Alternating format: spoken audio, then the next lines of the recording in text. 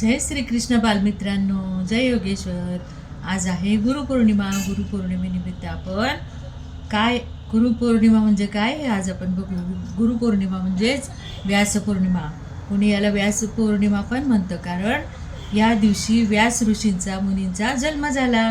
कारण कलियुग लागला आणि कलियुगामध्ये लोकांची बुद्धिमत्ता ही कमी व्हायला लागली, स्मरणशक्ती कमी व्हायला लागली. म्हणून व्यासांचा जन्म झाला आणि त्यांचा जन्मदिवस म्हणून आपण व्यास पौर्णिमा साजरी करतो. व्यासांनी महाभारतासारखा ग्रंथ दिला. 4 वेद आणि 5वा महाभारत हा 5वा वेद गणला जातो. आणि त्या महाभारतामध्ये कृष्णाची गीता गायली आहे. गीता ही वैश्विक ग्रंथ भगवंताच्या मुखारविंदातून गायली आहे. सांगणारा कृष्ण आणि ऐकणारा अर्जुन. म्हणूनच कृष्णं वंदे जगद्गुरु. जय योगेश्वर. गुरु म्हणजे कोण? तो जो लघु नाही, तो गुरु. गुरु काय करतो? तर तो स्वतःसारखा लाखो विद्यार्थी घडवतो.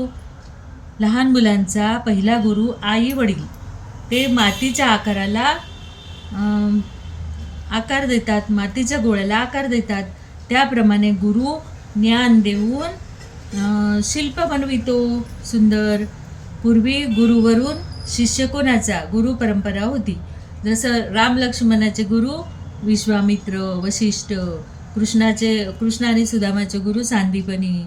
शुक्राचार्यांचे गुरु जनक. उपमन्यू आरुणीचे गुरु धौम्य ऋषी. पांडवांचे गुरु द्रोणाचार्य. कर्णाचे गुरु परशुराम. सॉक्रेटिसचा शिष्य प्लेटो, अरिस्टॉटल. गुरु म्हणजे ज्ञानाचा सागर, सूर्य. सत्याचे पूजन, अनुभवाचे पूजन. गुरुपूजन म्हणजे ध्येय पूजन. गुरुर् ब्रह्मा गुरुर्विष्णू गुरुर्देव महेश्वरा गुरुर साक्षात परब्रह्म तस्मै श्री गुरुवे नमः. त्रिदेवाप्रमाणे शिष्याला पालन, निर्माता आणि संहारक गुणाचा. गुरुचे अनेक प्रकार आहेत. परीस गुरु लोखंडाचे सोने करतो, पण परीस बनवू शकत नाही. पण गुरु शिष्याला स्वतःसारखा बनवितो. चंदन गुरु स्वतः झिजतो, पण सगळ्यांना सुगंध देतो.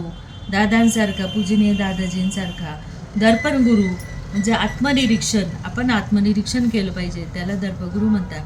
की मी काय आहे, मी कुठे आहे, मी कोणाचा आहे, मला काय करायचं आहे, हे याला दर्पण गुरु याचं ज्ञान देतो. चंद्रगुरु दूर राहून शिष्याला शीतलता देतो. कौच मण्याला पाझर फोडतो, तो चंद्रकौच गुरु. कौच गुरु म्हणजे पक्षी, पिल्लाचे पोषण करते. गुरुपूजन म्हणजे ध्येयपूजन. ज्या ऋषींचे आपल्यावर खूप मोठे उपकार आहेत, ज्यांनी संस्कृतीसाठी रक्ताचे पाणी केले, आम्हाला संस्कृती दिली, संस्कार दिले, उत्सव दिले, मानवाला नराचा नारायण बनविण्यास शिकवले, अशा गुरूंना साष्टांग नमस्कार करून गुरु शिष्य गुरुपौर्णिमा आपण साजरी करू. अशा आमच्या पूजनीय दादाजींना कोटी कोटी प्रणाम.